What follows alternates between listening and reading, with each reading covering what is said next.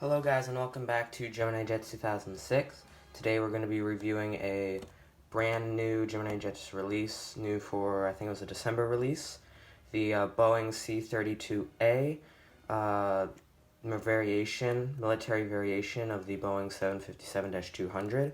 This specific livery is in the United States of America livery. More specific, or not more specific, but more of you will probably know it by Air Force One. So let's get into the review. Starting off with the box, let's start at the front. This one, I did open it earlier just to make sure it was intact, so it's already been opened. This just happens when you open a new GeminiJets or a model plane box. All of them use the same folding technique, but that's not damaged. This didn't come like this. It came perfectly new sealed box. Starting at the front of the box, top left, GeminiJets. Made for collectors by collectors, computer-generated image, United States of America, Air Force One or Air Force Two is a common name, United States of America, Boeing C-32A, 1:400 scale die-cast model aircraft. That is the seal of the United States Air Force. And the tab, flip-up tab, you can pause that if you want to read it. And there's some more information. You can pause the video there if you want to read that as well. This is just a nice view of the plane inside. So let's look at the side.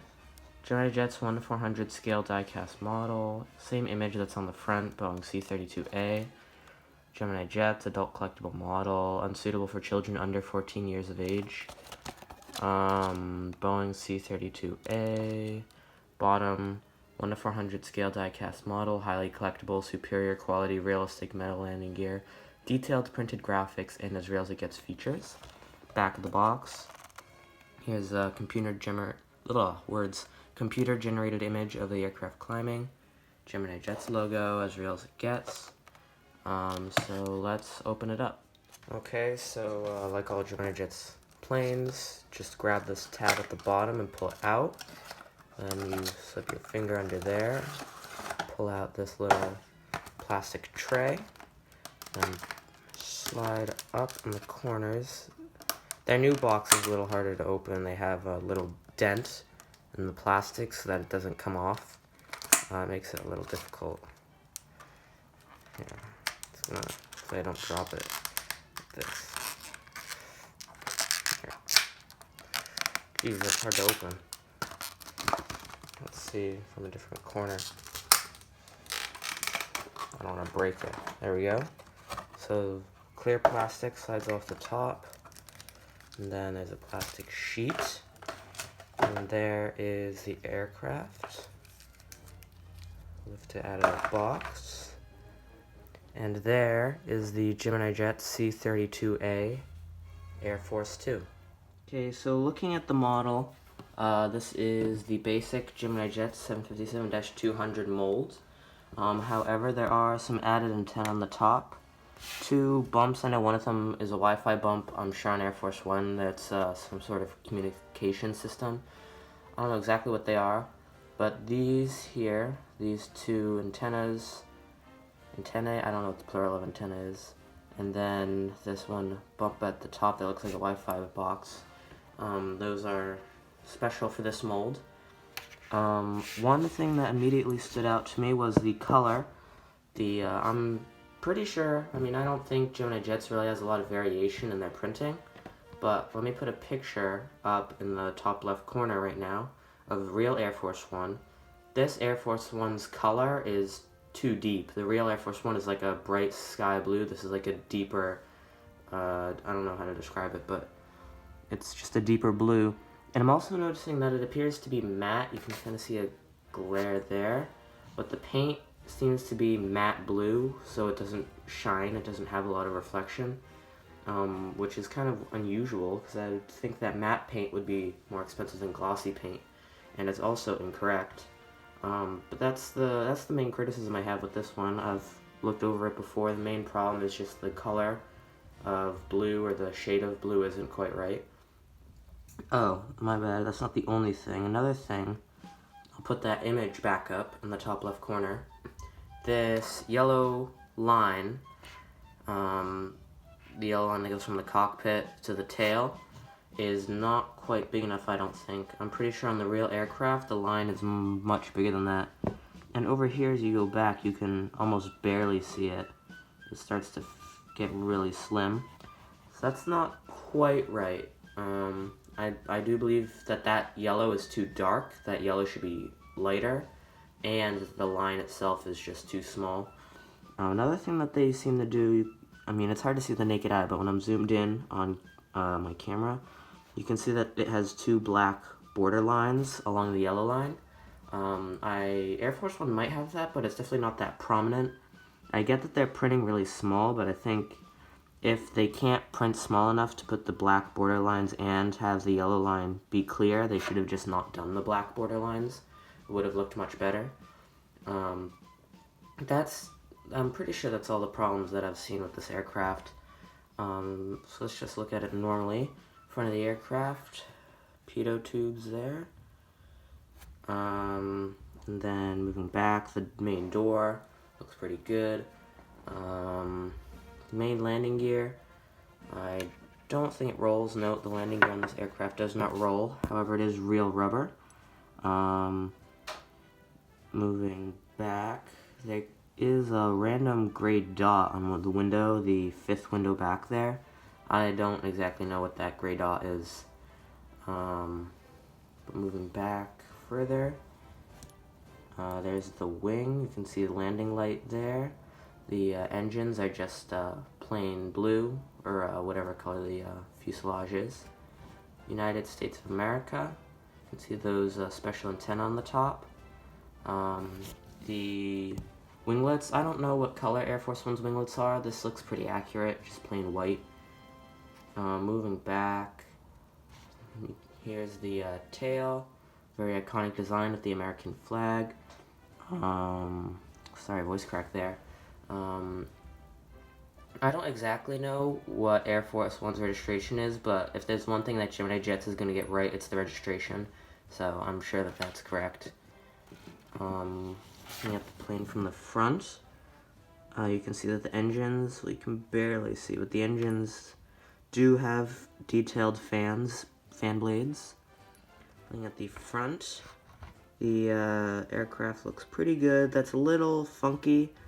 The cockpit isn't quite the right design, but it's pretty close. Then moving to the other side. Other side here. Pitot tubes. This is the right side of the aircraft, and in case you don't know, Air Force One, or whatever the president's aircraft is, they always show the left side of the aircraft so that you can only know what the floor plan, like if you look through the windows, if someone were to be looking through the windows, you could only tell what half of the aircraft looked like. It would be very difficult to see what the other side of the aircraft looked like. Moving back, pretty much the same, United States of America. This is all pretty much the same, the tail is the same. I'm not sure if on the real aircraft if they reverse the American flag like that. Although I would imagine GeminiJets would do a lot of research, so I wouldn't doubt that they did that. Looking from the top, let me zoom out a little bit. There's this bit of liquid. I don't know what that is. That might be water, or I don't think that came like that. I think that's probably the box sitting in humid air or something. There you can see it all the little details are marked. The spoilers, the flaps, flaperons, and slats are there as well. Trying to zoom in. I don't think that font actually says anything. Looking at it from the back. Yep, looking at it from the back. Let me try to focus on that. There is the exhaust. Looking at it from the bottom. Landing gear. Landing gear is a little bit crooked on that one. That's pretty normal. Usually they're not perfectly straight. GeminiJets logo is really, really small on this one. Like, there's a next to my fingernail. Put a better, I'll show a better scale later. Moving back, this all looks pretty good. That looks best. The yellow there, that looks gold, which is closer to what it's supposed to be. But at the front of the aircraft, it just doesn't look gold. It just looks like dark yellow. And I'm pretty sure, I've never had a GeminiJets where they have a printing issue, so I don't think the printer printed the wrong shade.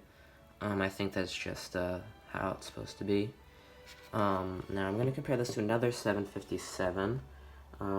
It's not a GeminiJets, or yeah, I guess it would make sense for it to not be GeminiJets. This is the NG model 757, which I personally think is the best 757 mold on the market. There you can see the NG model's cockpit it's just more detailed. The GeminiJets just has a silver around it to mark the windows, but this NG models actually has like the full black lining around the windows, and it just looks better in general. I also, now that I'm looking at it, yeah, the GeminiJets mold looks a little bit chunkier, you know, a little bit bigger in general.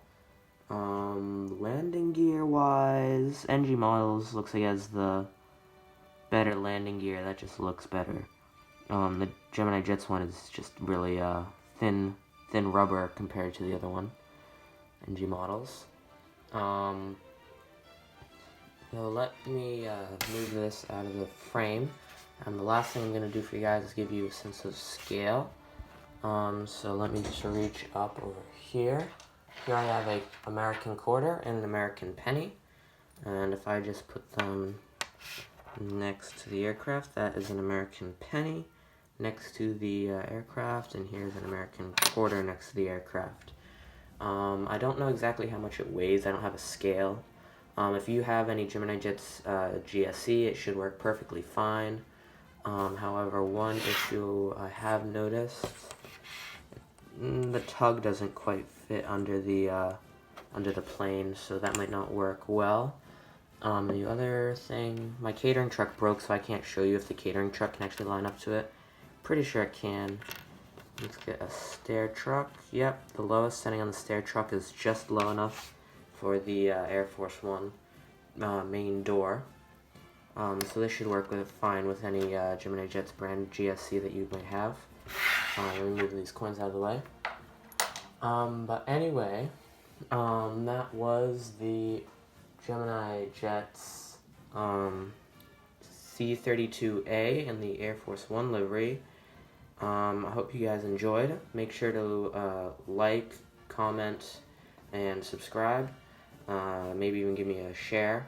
And I'll catch you guys in the next video. GeminiJets 2006 signing off.